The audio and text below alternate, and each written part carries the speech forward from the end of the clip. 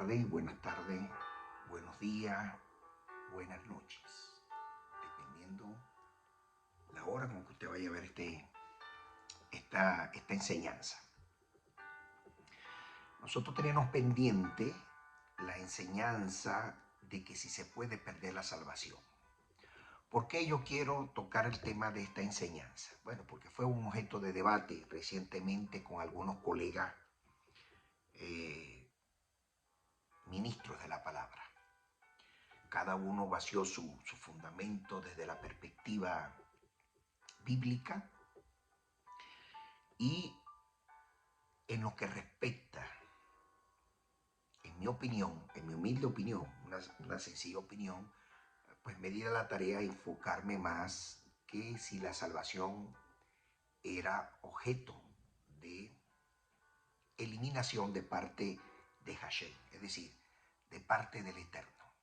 Y hoy quiero compartir con ustedes esta maravillosa enseñanza porque me atrapó y quiero pues obviamente viajar por el tiempo a través de la Biblia y darle a entender a todos ustedes lo que esta posición teológica ha traído debate, que por años, por cierto, el cristianismo, el tema de la vida eterna, en mi opinión, no ha sido muy bien explicada o no ha sido muy clara. Y la razón es el tema de debate hasta el día de hoy, incluyendo al judaísmo, Y el tema que tenemos que empezar hoy a definir es que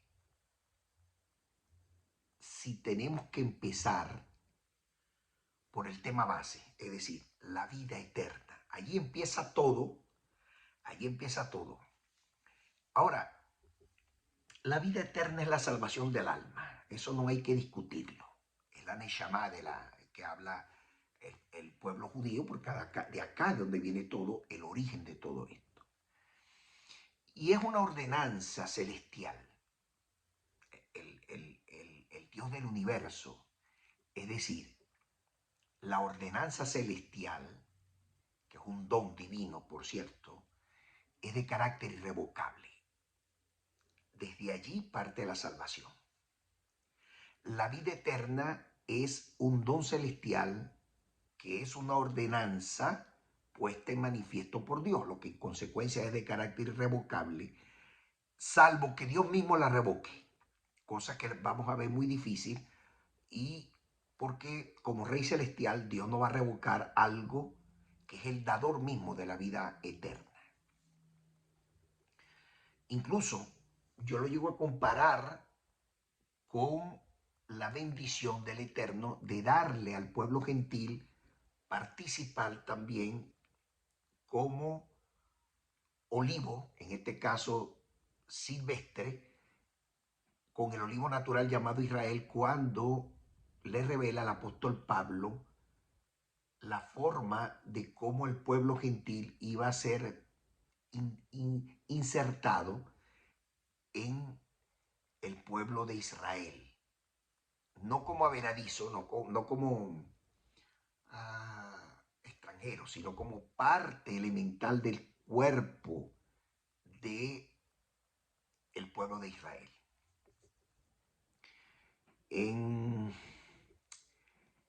Cuando el Señor dice predestinado, que habla de predestinación para el pueblo no judío, es lo que más se acerca, y tomando en consideración también Efesios capítulo 3, verso 6, donde dice que el gran misterio revelado, por supuesto, al rabino Pablo, determina de forma fehaciente, indubitable, de que el pueblo gentil, el pueblo no judío, entra en esa dimensión de formar parte también del pueblo de Israel por la figura de el Mesías prometido.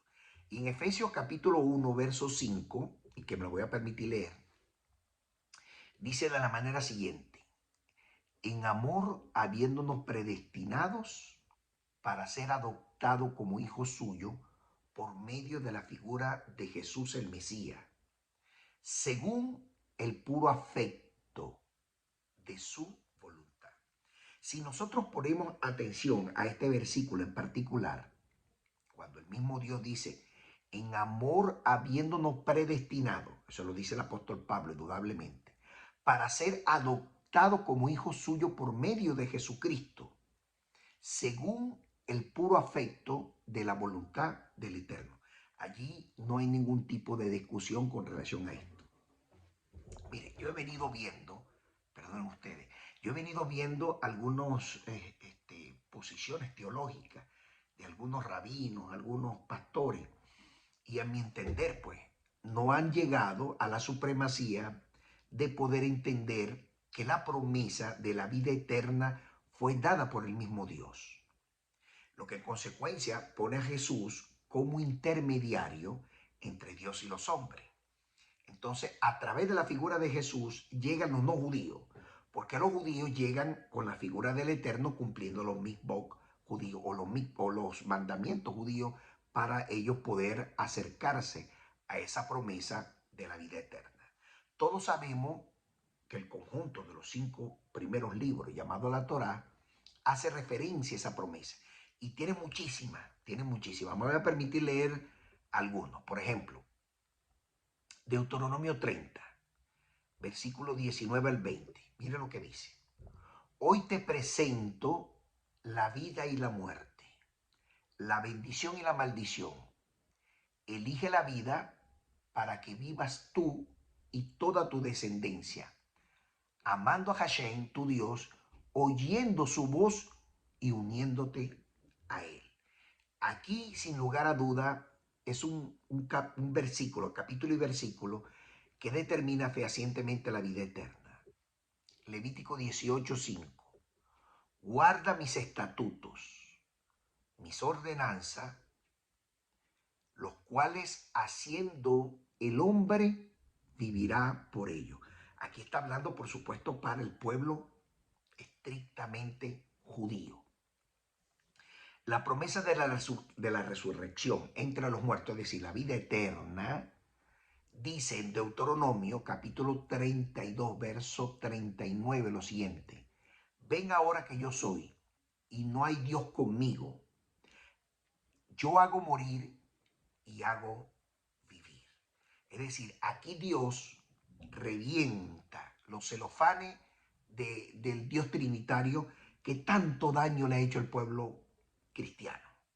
El Dios trinitario, que eso no existe bajo ningún concepto y bajo ninguna naturaleza. Dios dice que Él es uno solo. El mismo Mesías lo dijo. El mismo Mesías fue interpelado por los saduceos y los fariseos de aquella época. Y textualmente le dijo, Dios uno solo es. Así de sencillo. Lo que en consecuencia no puede estar en discusión esto. En Job 19, del 25 al 27, dice la palabra allí. Pero yo sé que mi Redentor vive y que al final se levantará sobre la tierra. Y después de que haya desarrollado esta piel, en mi carne veré a Dios. Es evidente que Job está haciendo referencia aquí del Mesías, que fue levantado al tercer día entre los muertos y es el único hasta el día de hoy resucitado. No existe otro más resucitado entre los muertos, solo el Mesías. Los que la Biblia refiere que habían sido resucitados murieron nuevamente. Pero estamos hablando de la vida eterna en la eternidad. En el caso del Mesías, cumplió con esa promesa y esa recompensa de la vida venidera. Fíjense lo que dice Éxodo 20:12. Dice, honra a tu padre y a tu madre para que tus días sean prolongados en la tierra que Hashem, tu Dios, te da. Jehová, usted va a conseguir en la Biblia Reina Valera. En Deuteronomio, en el capítulo 7, el versículo 9 en adelante hasta el 10, dice de la siguiente manera, ponga atención. Saben pues que Jehová tu Dios es fiel, que guarda el pacto y la misericordia a los que le aman y guardan sus mandamientos hasta 1000 generaciones. Es increíble cómo Dios determina de forma categórica, sin duda, de forma contundente la palabra misma y proporciona, por supuesto, la promesa de la vida eterna a través de su palabra. En el Salmo 16:11 dice, me mostrarás la senda de vida, es decir, el camino hacia la vida eterna. En tu presencia hay plenitud y gozo, delicias a tu diestra para siempre. El salmista está hablando aquí de el deleite que Dios iba a tener para con el Mesías para sentarlo a su derecha. Y esa es la razón por la cual habla no solamente de estos versículos, sino también en Salmo 23:6 dice, ciertamente el bien y la misericordia me seguirán todos los días de mi vida. En la casa del Señor que está en el tercer cielo, moraré yo por largos días. Oye, qué tremendo. Que ya esto es la eternidad y la forma en que los 5 primeros libros presentan el Tanaj también, por supuesto, incluyendo los profetas, incluyendo los salmos, dan definitivamente una visión de la vida eterna, de forma sistemática, sin lugar a duda, porque en medio de esa promesa no hay ningún tipo de diferencia, porque el concepto de la vida eterna, tanto en los masoretas, las cartas neotestamentarias o cartas de los apóstoles enviados a la sinagoga de esa época, hacen referencia de carácter verbal y lo escriben, lo dejan escrito, como por ejemplo en Juan 3:16, que es uno de los versículos más usados en el cristianismo. Porque de tal manera Dios amó tanto el mundo que envió a su único Hijo unigénito, para que todo aquel que crea no se pierda, sino que obtenga la vida eterna. ¿A través de quién? De la figura del Mesías, como ya le había dicho inicialmente. Dios usa la figura del Mesías para los no judíos como el mediador entre Dios y los hombres para conseguir ¿qué? La vida eterna. Cuando habla de unigénito, no habla que era único hijo, porque también usted es su hijo, yo soy su hijo, Israel es el hijo de el Eterno, es decir, de Hashem, de Dios, de Yohei Bajei. Y eso tenemos que comprenderlo bien. Dios no hace excepción de personas. Dios, el que hace su voluntad, lo llama hijo. Y esa es la razón por la cual dice, a todo aquel que haga su voluntad, la palabra de Dios dice, a todo aquel que haga su voluntad le dio la facultad de ser llamado hijos de Dios. Y eso es importantísimo que lo sepamos. En Juan 10:28 dice, y yo les doy la vida eterna y no morirán jamás y nadie la podrá arrebatar de mi mano. Está hablando, por supuesto, en el carácter, no solamente como potestad de Dios, sino también la potestad del Mesías. El Mesías como vínculo, como transporte hacia esa vida eterna a los judíos, está facultado, así dicho por el mismo Dios. Escuche con detenimiento. Primera de Juan 5:13 dice así. Estas cosas las he escrito a ustedes para que crean en el Hijo del Hombre, Hijo de Dios. Yo voy a repetir esto porque y voy a leerlo como, no como está en la Torá, o como está en el Tanaj, o peor aún, como está en el código eh, que recoge en esencia toda la manifestación del Mesías. Lo voy a leer como está aquí en la Biblia Reina Valera. Estas cosas le he escrito a ustedes para que crean en el nombre del Hijo de Dios, es decir, del Mesías, para que sepan que en Él tienen vida eterna. Las condiciones para poder tener esta vida eterna, para los no judíos, insisto, aquí está hablando, cuando hablamos del Nuevo Testamento, así llamado, estamos hablando obviamente de los no judíos. En Juan 6:40 dice lo siguiente, oye lo que dice, porque esta es la voluntad de mi Padre, que todo aquel que ve al Hijo cree en Él y obtiene la vida eterna. Mire, la Biblia es súper clara.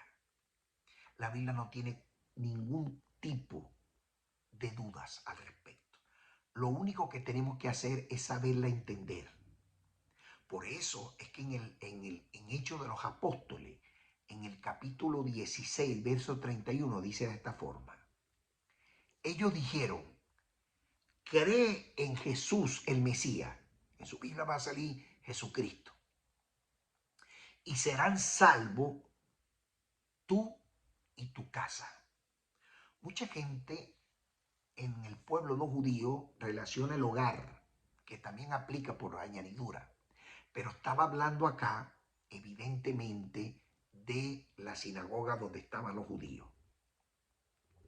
Creen en el Mesías, en Jesús el Mesías, y serán salvos. ¿Salvo de qué?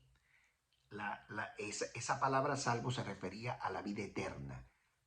Tú, como el rabino que estaba al frente de la sinagoga, y la casa que se refería a los que se congregaban en esa sinagoga. Bueno, hay muchísimos capítulos aquí que están relacionados. Le hablé del gran misterio revelado en Efesios 3:6, que dice allí Pablo que el gran misterio era que los gentiles iban a ser coherederos, miembros de un mismo cuerpo, es decir, el pueblo de Israel y el pueblo gentil fusionados en un solo sentir y pensar, que eran partícipes a través de la figura del Mesías. ¿Por medio de quién? Del anuncio de la buena nueva, que era básicamente esta, que el Mesías iba a ser el intermediario entre Dios y todos los hombres. Y hoy es lo que se predica. Ahora, nosotros estamos de libre condenación por la figura del Mesías a través de lo que dice Juan 5:24. Y escucha con detenimiento lo que dice aquí. Dice el Mesías, de cierto los digo, que el que oye mi palabra y cree el que me envió, tiene vida eterna y no tendrá condenación, mas ha pasado de muerte a vida. Aquí se está refiriendo al Mesías, por supuesto, de decirle que el que crea en él como hijo de Dios, es decir, no hijo biológico, muy importante aclarar eso, estamos hablando del alma del Mesías, el alma que fue insuflada en el cuerpo de Jesús, que la promesa a la humanidad era a través de la figura del Mesías, porque el Mesías era el que iba a conducir no solamente al pueblo de Israel, sino también al pueblo gentil a la presencia del Dios eterno. Ese era el trabajo sine qua non del Mesías. Creer en el Mesías como mediador entre Dios y los hombres era la figura más importante. De hecho, Juan 6:47 lo recoge. El que cree en mí tiene vida eterna. En primera de Timoteo, el apóstol Pablo hace una manifestación extraordinaria. Dice ahí, primera de Timoteo 2:5. Porque hay un solo Dios, dice Pablo. Aquí termina también la demostración trinitaria, porque Dios no se puede contradecir, mis hermanos, en su palabra. Y esa es la razón por la cual nosotros, cuando hablamos con un judío, ¿verdad?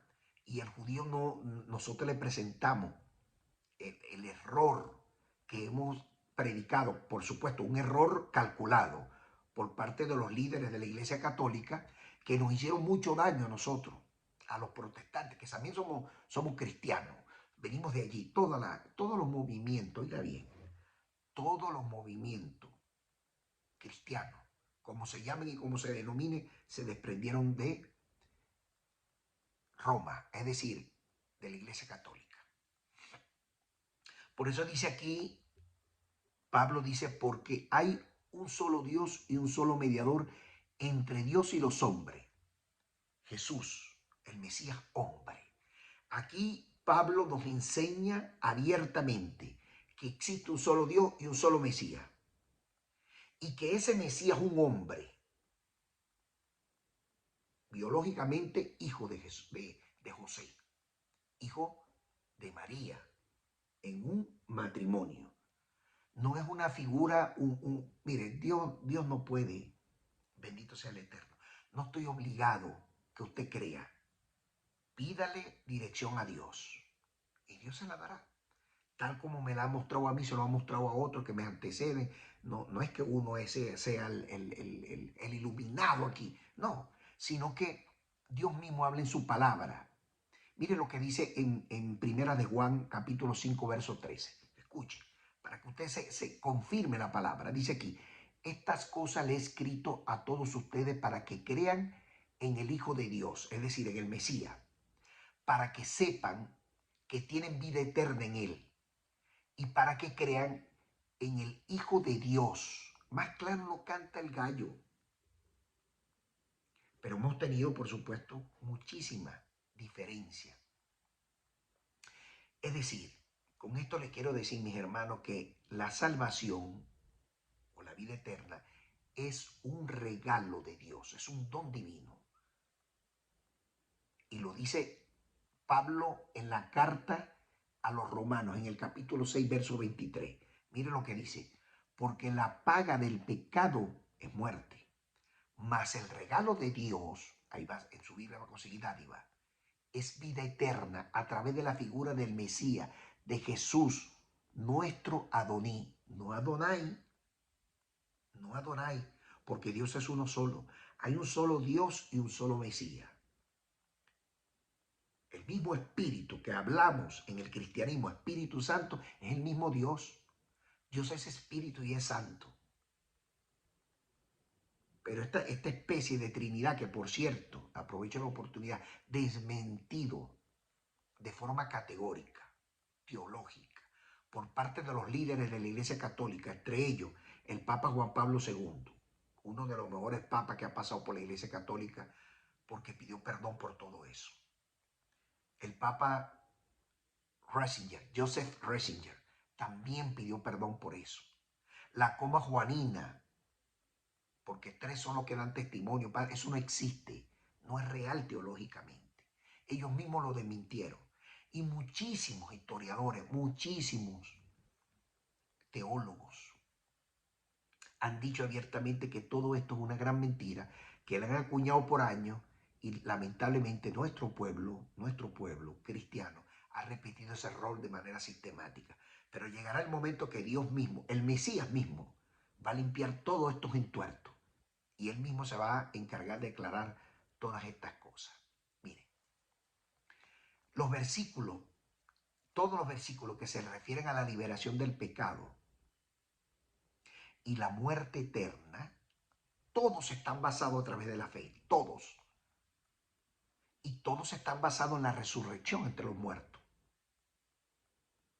Como Dios hizo con Jesús, el Mesías, que lo resucitó al tercer día.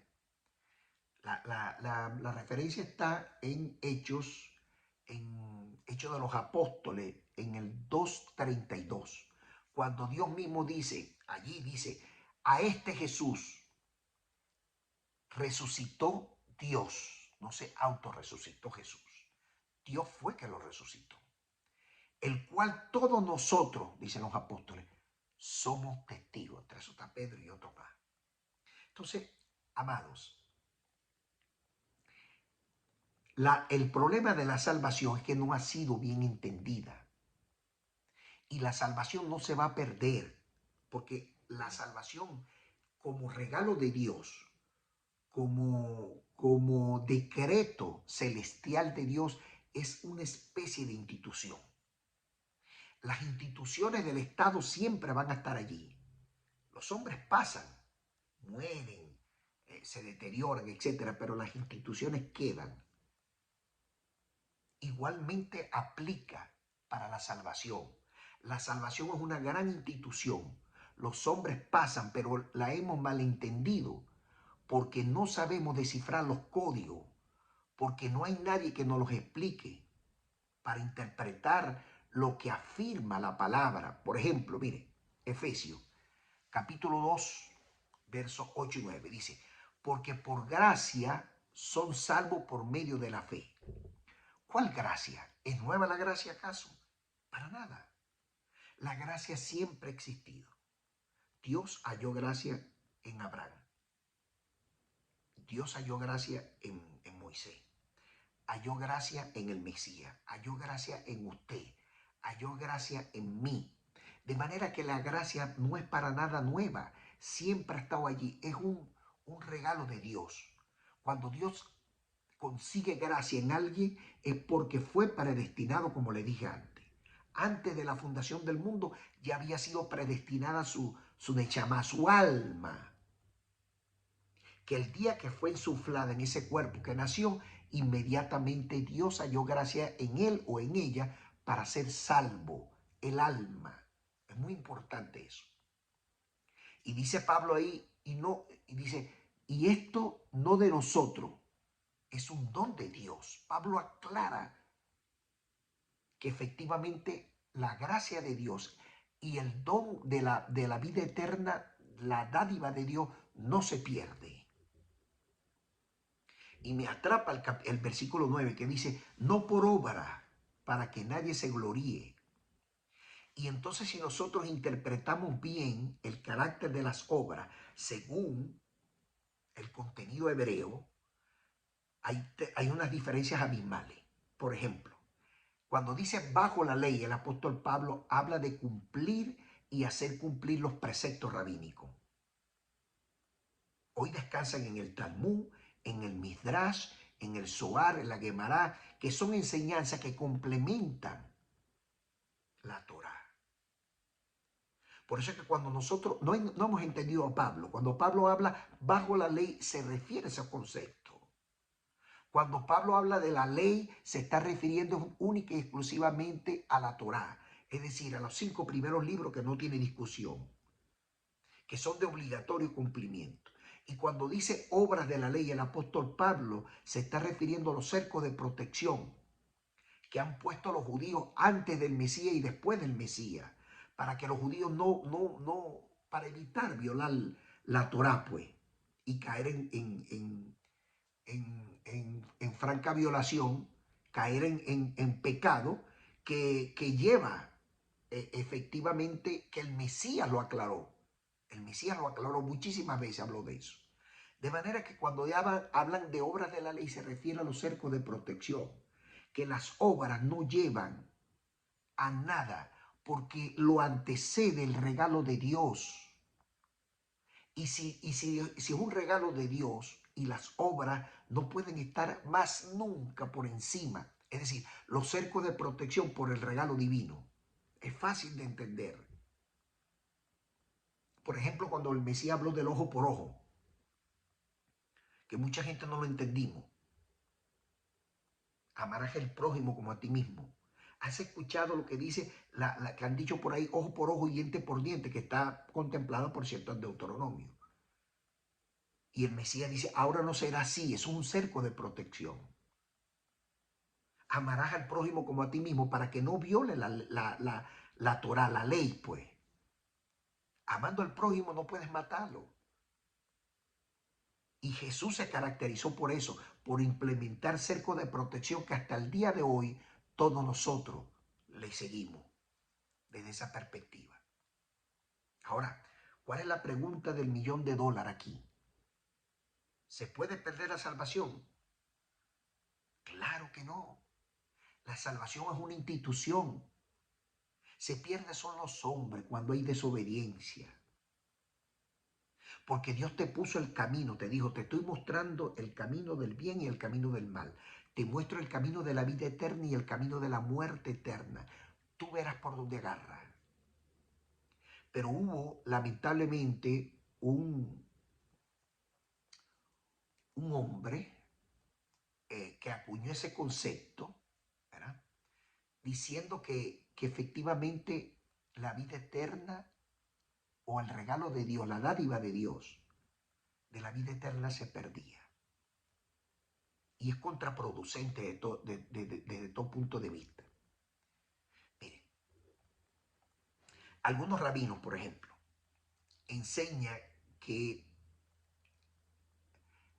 el don divino, la salvación, se puede perder por supuesto, pecados graves.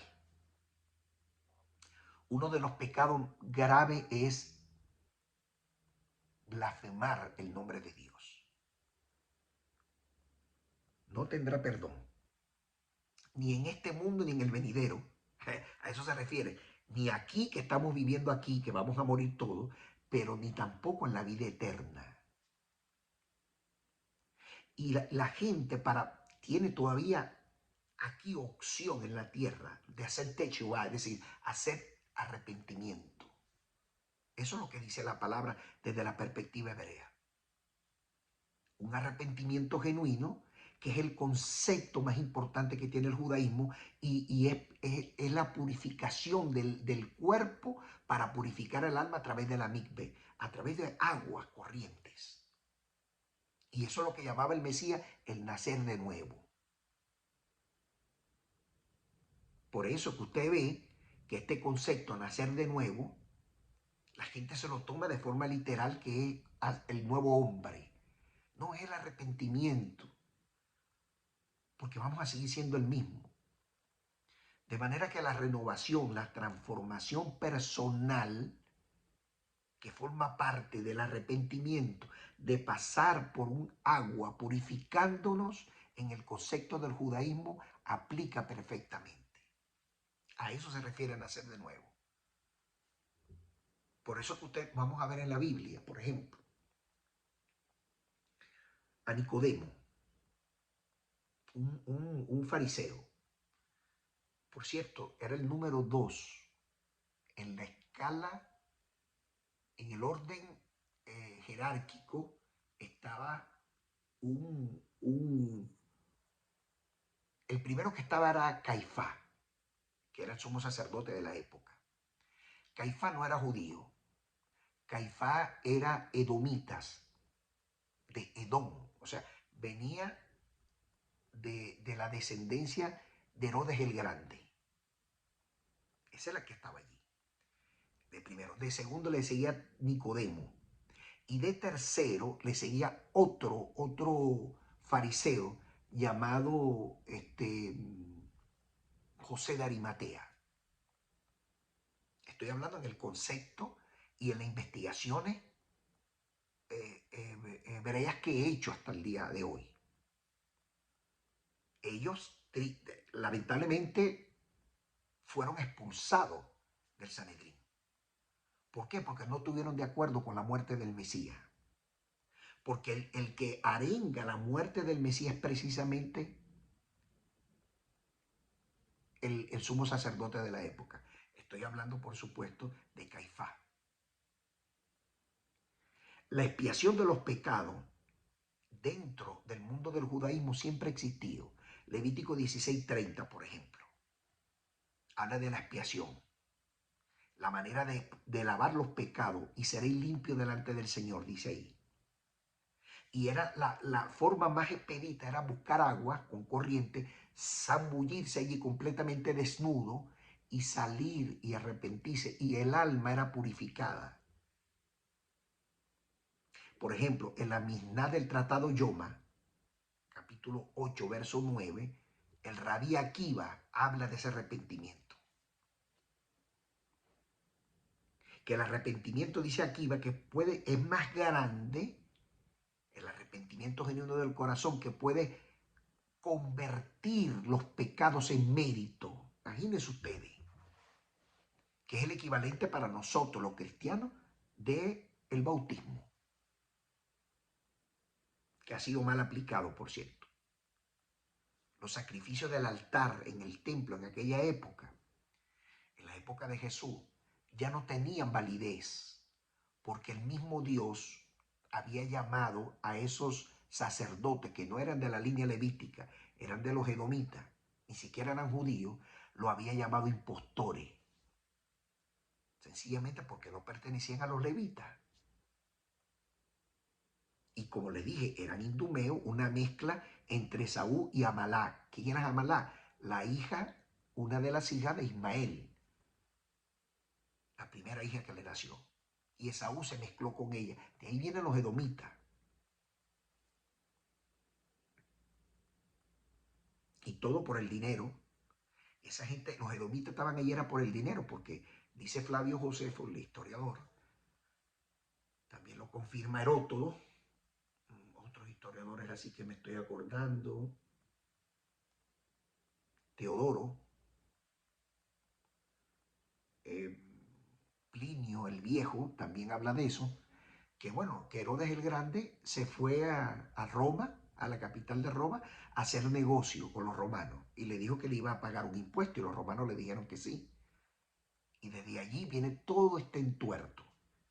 ¿De quién siguió el ejemplo Herodes el Grande? Bueno, de Etíoco IV Epífanes, que también sometió a los judíos. ¿Y de quién imitó Etíoco IV Epífanes? Imitó a Nabucodonosor, que hizo cosas terribles con el templo, al punto tal que lo había destruido. De manera que el reemplazo de los sacrificios lo vino a cumplir al nacer de nuevo. Esa institución que salió de los esenios, es decir, de los que estaban en el Qumran, Juan el Bautista, el mismo Jesús, que la historia en la cueva número 4 habla de un tal Vanus y habla de un tal maestro de justicia, que a mi entender efectivamente es el Mesías, Jesús.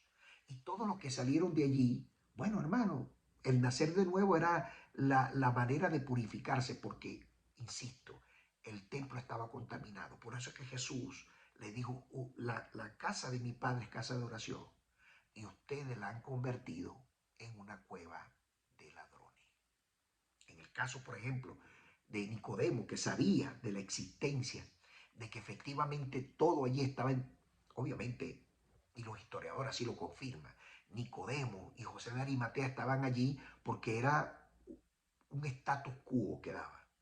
Y ellos tenían también propiedades, al punto tal que tenían grandes extensiones de palmera de dáctil, ¿eh? Un cultivo de palmeras de dáctil. Por cierto, de ahí sale el jugo, un jugo blanco que le dicen leche, pero no es leche, no es leche de vaca, pero le dicen leche. Y sale una mezcla azucarada allí, muy, muy saborosa, que le dicen miel, que es el dáctil azucarado. Yo lo he comido, muy sabroso, por cierto. Y por supuesto, de las palmeras también se sacaban muchísimas afrodisíacos, pectorales, emolientes, digestivos, trastorno para el hígado, en fin, hasta para las hemorroides consistía todo esto. Y ellos, como eran ricos, muy ricos, porque tenían grandes extensiones de palmeras, bueno, estaban allí dentro del Sanedrín, acomodándose, como es la política, pues. La gente busca la política para acomodarse. Uno se arriba para acá, el otro se arriba para allá y ahí se van acomodando para velar por sus intereses. De manera que estos cargos que tenían tanto José de Arimatea como el, el, el, el judío, el rabino Nicodemo también, porque ambos eran rabinos, eran lo que llama dentro de la jerga del Sanedrín, lo llamaba arquitónomos o arquiterones. Arquiterones sería la palabra atinada. Arquiterones, que era la escala de la jerarquía superior que llevaban en el Sanedrín. Tremendo esto. Anás era uno de ellos también, que era a su vez el suegro de Caifás, porque detrás de bastidores estaba el poder de ellos. Y lo expulsaron del Sanedrín. ¿Y cómo sabemos nosotros que fueron expulsados del Sanedrín si la Biblia no lo recoge? Bueno, la Biblia no lo recoge, pero sí lo recoge el Talmud de Jerusalén en el Tratado 23a, Talmud de Babilonia en el Tratado 43a, Talmud de Jerusalén en el Tratado 23a y la Biblia, que sí lo recoge en Juan capítulo 11, del verso 45 al verso 43. Cuando usted se va a esta jurisprudencia judía, allí la jurisprudencia no te nombra a Nicodemo ni a José de Arimatea, pero te nombra la manera como se hacía la expulsión de cuando dos personas tenían conflicto de intereses. De ahí donde viene todo esto. En el caso de José Arimatea y de Nicodemo, tenían un afecto muy particular por el Mesías. Y esa es la razón por la cual le expulsan. Todo esto tiene que ver con la vida eterna. Todo esto es necesario que usted lo sepa. No podemos dejar de decirlo, porque estamos hablando de la corrupción del templo y estamos hablando de la muerte del Mesías.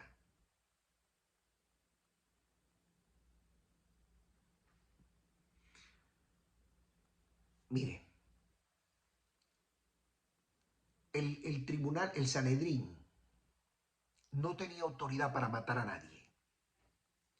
La única autoridad que tenía el Sanedrín era para regular la fiesta de la salida de Egipto, que se llama Pesaj, la fiesta de Pentecostés, Shavuot, la fiesta de Sukkot, fiesta de los tabernáculos, Yom Kippur, Día del Perdón, y Hanukkah, la fiesta de las luces, que no la registra la Biblia, pero sale allí, pues, dentro de la palabra. Lo único que hacía el Sanedrín era regular todo eso, legislar sobre los matrimonios, sobre los divorcios, cosas muy efímeras, porque los delitos de mayor cuantía lo tenía, por supuesto, Roma. Y Roma era lo que se encargaba de hacer justicia en ese mismo orden. Y esa es la razón por la cual después de la muerte del Mesías, bueno, se levantó un movimiento terrible llamado los Celotes, encabezado por Barrabás, encabezado por Judas el Iscariote. Iscariote tiene que ver mucho con los Celotes, muchísimo, era un mentor de ellos. Si usted busca la palabra Iscariote, tiene mucho que ver con los Celotes, que viene del Sica, sicarios. Barrabás era uno de los líderes de ellos. Y tenía un afecto especial por parte de Caifás y Anás, por supuesto, que fueron los que arengaron a los edomitas para que se pusieran en la primera línea en el plebiscito que se hizo, donde Pilato no le quedó otra opción de buscar un beneficio para Jesús como Mesías, para, bueno, decir a quién prefieren ustedes, pues, a Barrabás o a Jesús. Y bueno, la gente gritó desesperadamente sobornada por Caifás y Anás y todos los edomitas, porque eran los que estaban de primera línea. Los judíos amaban a Jesús y eso lo recoge la misma Biblia. Ahora, ¿qué referencia tengo yo con todo esto? Porque después de la muerte y la resurrección del Mesías, mataron a Nicodemo, mataron a José de Arimatea. No solamente lo mataron, los quemaron y quemaron sus propiedades. Así lo recoge el Talmud de Babilonia en el Tratado Sanedrín 43a y el Tratado de Jerusalén en el Sanedrín 23a. Después de la muerte de Jesús, estos hombres, mira hermano, eran terribles, los celotes, e hicieron todo lo que hicieron. Mire, hay un rabino que se llama Rabí Mier y tiene una opinión en cuanto a esto. ¿Cuánto puede uno de los litigantes descalificar a los jueces? Dice aquí, solo cuando se presente evidencia sobre ellos que están estrechamente relacionados con uno de los enjuiciados. Ahí está, Jesús. Y estos dos, la Biblia refiere que Nicodemo fue a visitarlo varias veces. De hecho, José de Arimatea era el que dio consentimiento que fuera enterrado en una tumba que no había sido usada. La Biblia registra que también fueron los que pidieron, José de Arimatea pidió el cuerpo del Mesías. Y Nicodemo trajo el aceite, las especias aromáticas que se le untaban a los cadáveres de la época para que este, los animales salvajes no fueran a deteriorarlo, pues.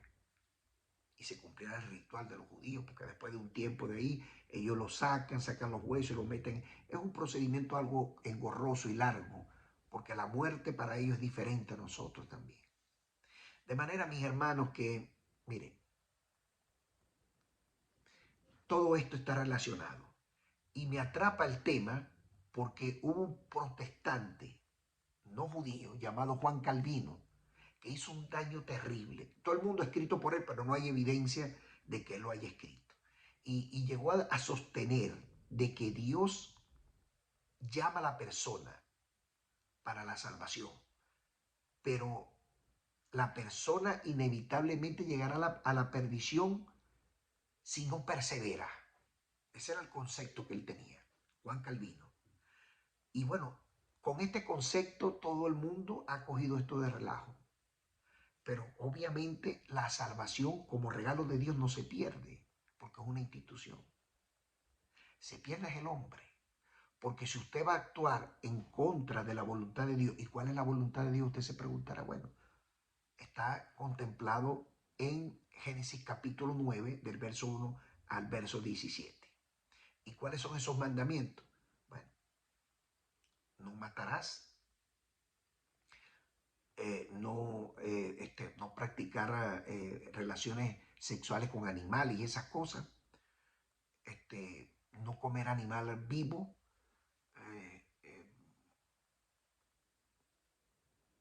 no blasfemar el nombre de Dios, entre otros mandamientos que por aquí, permítanme un segundito, denme un segundito para leérselo bien porque esto es muy importante.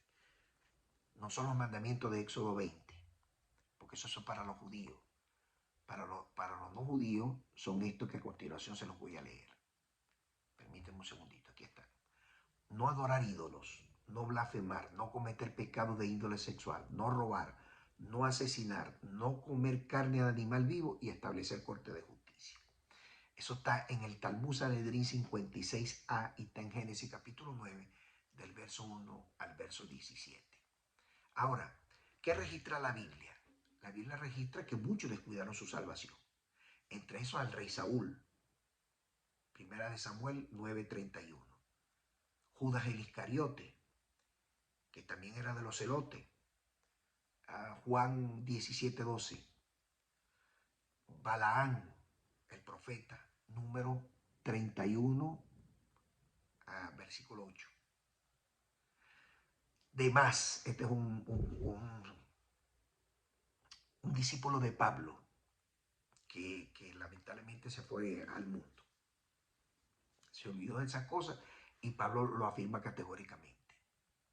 Por eso que dice allí, el apóstol Pablo dice en 2 de Timoteo 4:10, porque demás, así se llama el nombre, me ha desamparado, amando el mundo, se ha ido a